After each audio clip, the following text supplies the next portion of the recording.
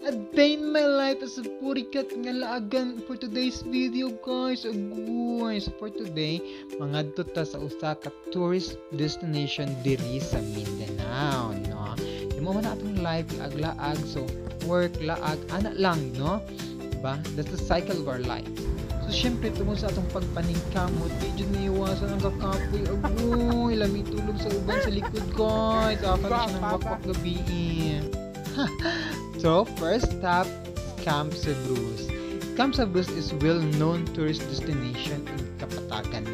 So, all the ni siya nga tourist destination po nagagwapa gihapon. So, take a look for some of my shots here in Camp Cebrus, no? Di ba perfect? Kada ang bayot. Gwapa. Di ba? So, ayan na naman ang ate ko. Naglalaro na naman siya ng gandahan. Kala mo na maganda yun. So, in this area, guys, where you can found their bar and restaurant. Diba? Tsada pa ng mga posing yung mga statue nila. Herbs. So, we are now here in their view deck, where you can enjoy their cake and pastries while enjoying the view. Diba? Majestic kayo ng view, pero na-discuss din na po. And here are some of my shots there. Diba? Effect yung kalo. Maramag naas sa may Canada. So now we are here in there. I think this is the guest house. I don't know exactly, no. Pero nindot sila og motifs sa ilahang houses and furniture. Very natural. So next destination is in Strawberry Farm, no? So when going to Jardín de Señorita, mao ni siya inyo maagian, no, before Jardín de Señorita. So this is our mini reunion, no, tour. Kay kana ako mga kauban guys, makauban na ako sa real estate before, no. So perfect. Mao ni ang among way. Hagak lang siya pasaka. So now we are here in exciting part kung asa lang picking me. Na-amaze ko sa ilang strawberry, no. Although gamay lang siya buhi kay tungod di ay permi nagaulan. So mao nang ilahang strawberry farm kay naanay atop, no, to protect and prevent strawberry from raining. Kay dali jud malata ang strawberry pag mabasa siya, guys, no. Diba? Yan ang ate Coco nagpicking. Ay, diba? Perfect.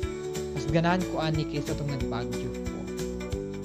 So, nataligsikan mi gamay sa strawberry farm. So, na-stampede mi sa sakyanan for almost an hour. Kay grabe kakusog ang ulan. So, napaabot niya. Nagkaon-kaon sa mi, huwag malagkit na mais. Ay, so, bayulot ng malagkit na mais. First time na ako na nakatilaw og malagkit na mais. So, diba? Effect ng beauty ni Ate Coco ninyo. So for more than an hour, welcome to Jardín de Señorita, guys. So nakasulod ra jud me, no? Balag nagulat-gulat ni medyo kuan, dugay-dugay effect. Pero ginataligsik pa mi anak, guys. Abi na mabasa pa mi, abi na mukusog pa kuan, diba?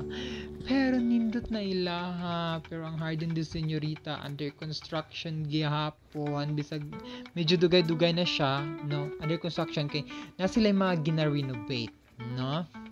So I'll share some of my shots from here also. Effect ang smell natin Coco ninyo.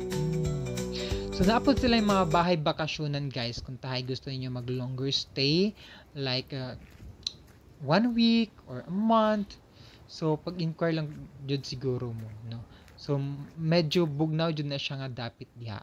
So mao na ang view, guys, no.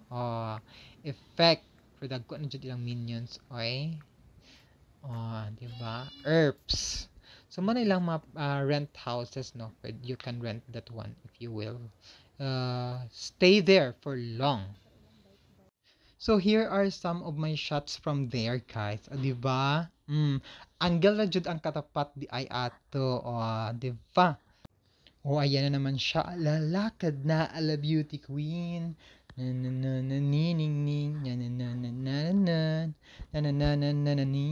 char. Let's move on to the Purple Hill. Asa ka nigikan ang duha no naghapit-hapit. Ano yung mga marites mo hapit jud na, no? So Manilang Purple Hill guys, daghan pa mga klase na mga buwak diri ang makita nimo. Din naa po na sila Paris Tower. Oh, di ba? Oh, ayun. And kanang cubicle na siya guys kay for men and women. So here's some of my shots from there guys. Ah, di ba? Ay! Ang ganda niya. Murag dalaga nga di babae, no. Kana cubicle for men and women, dwarfs. So now let's move on na, no. We are now here in Drew Heavens Resort, no. Ayan naman ang ate Coco ninyo. So kani diri nga episode guys, flower garden pud siya na po sila yung mga rides like sky biking and zip line. Hindi na kasi namin na-avail kasi medyo ano na, ayaw din namin kasi malamig na yan eh. Galing ng ulan. So, meron din silang houses for rent diri if you will to stay longer, no? Ayan, guwapa ilahang garden chud as ayan. So, ayan ang ilahang sky biking, no? And then as sila swan and then diri guys sa ilang garden as sila katong New York, and then Hong Kong na lion. And these are some of my shots from Heaven's Drew Garden. Di ba bonggacious siya? In fairness, even it's simple, but bonggacious. So, hanggang dito lang guys. Until next time. Sana supportahan niyo ako, no? Ayan yung mga houses for rents nila. Ciao!